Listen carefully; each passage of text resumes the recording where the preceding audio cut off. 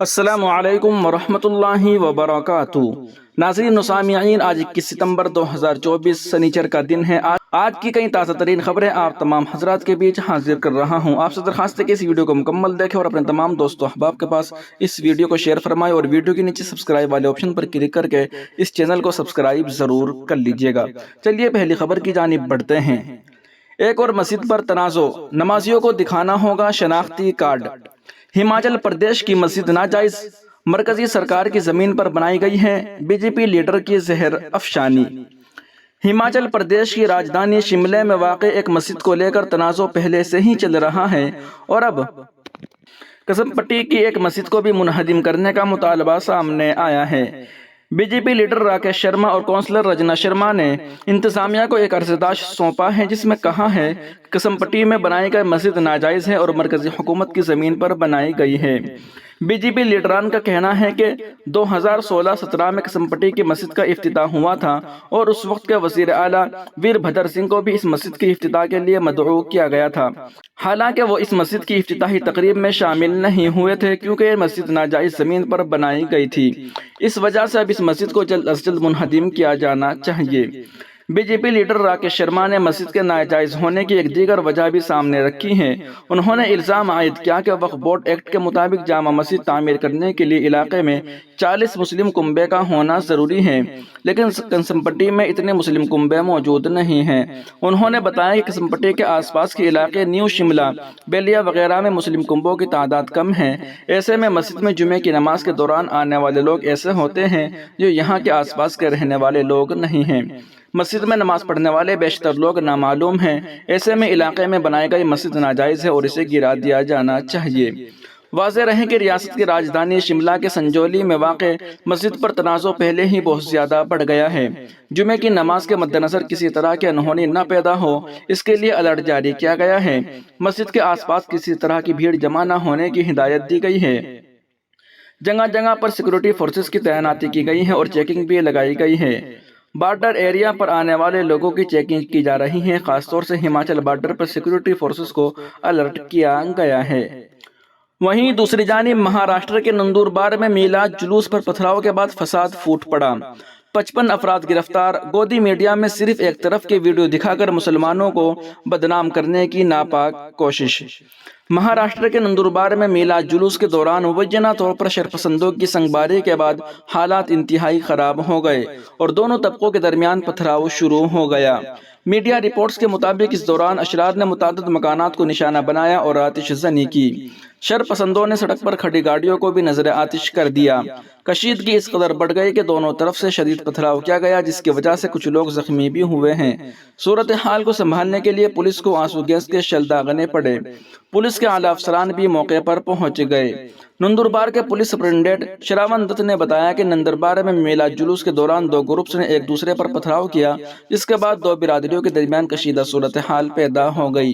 امن و امان کی برقراری کے لیے پولیس فورس کو تعینات کر دیا گیا۔ انہوں نے کہا کہ 55 ملزمان کو گرفتار کیا گیا۔ انہوں نے کہا کہ اس سلسلے میں قتل کی کوشش، ڈیوٹی پر موجود سرکاری ملازمین پر حملہ، ہنگامہ آرائی اور عوامی املاک کو نقصان کی روک تھام کے ایکٹ کے متعلق دفعات شامل کے تحت مقدمہ درج کیا گیا۔ انہوں نے بتایا کہ 54 ملزمان مفرور ہیں، ان کی گرفتاری کے لیے کوشش کی جا رہی ہے۔ پرتشدد واقعے کی خبر کے وقت صرف ایک طرف کی ویڈیو دکھا کر مسلمانوں کو بدنام کرنے کی ناپاک کوشش کی جا رہی ہے۔ پولیس کی جانب سے پتھراؤ دونوں طبقوں کے درمیان ہوا، لیکن گودی میڈیا میں جو ویڈیو دکھایا جا رہا ہے اس میں صرف ایک طبقے کی نشاندہی کی جا رہی ہے، اور ایسے میں بتایا جا رہا ہے کہ پرتشدد واقعات کے لیے صرف مسلمان ہی ذمہ دار ہیں، جبکہ ایسا نہیں ہے۔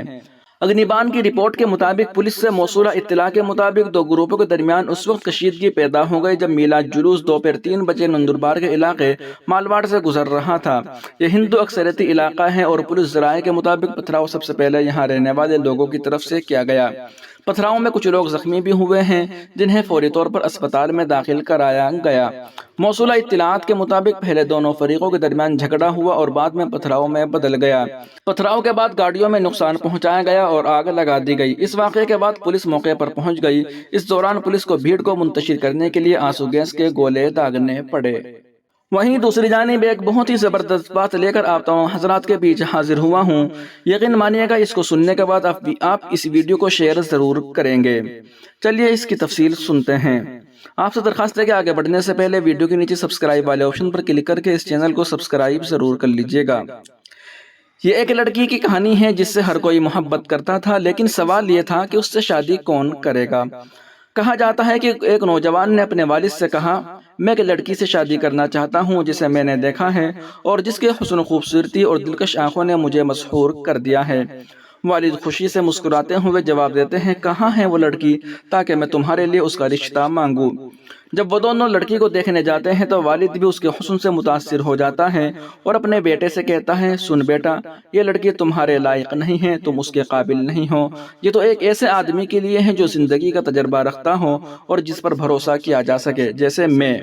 لڑکا اپنے والد کی بات سن کر حیران ہو جاتا ہے اور کہتا ہے، نہیں، میں اس سے شادی کروں گا نہ کہ آپ۔ پھر وہ دونوں جھگڑتے ہوئے پولیس اسٹیشن چلے جاتے ہیں تاکہ مسئلہ حل کیا جا سکے۔ جب انہوں نے پولیس افسر کو اپنی کہانی سنائی تو افسر نے کہا، لڑکی کو بلاؤ، ہم اس سے پوچھتے ہیں کہ وہ کس کو چاہتی ہے، بیٹے کو یا والد کو۔ جب افسر نے لڑکی کو دیکھا اور اس کے حسن سے متاثر ہوا تو اس نے کہا، یہ تو تم دونوں کے لیے مناسب نہیں، یہ تو میرے جیسے کسی اہم شخص کے لیے ہے۔ اب تینوں میں جھگڑا ہوتا ہے اور وہ وزیر کے پاس چلے جاتے ہیں۔ وزیر لڑکی کو دیکھتے ہی کہتا ہے، یہ لڑکی تو صرف وزیروں کے لائق ہے جیسے میں ہوں۔ اسی طرح ان میں جھگڑا ہوتا رہا اور معاملہ امیر شہر تک پہنچ گیا۔ جب امیر نے لڑکی کو دیکھا تو اس نے کہا، یہ مسئلہ میں حل کرتا ہوں، لڑکی کو لاؤ۔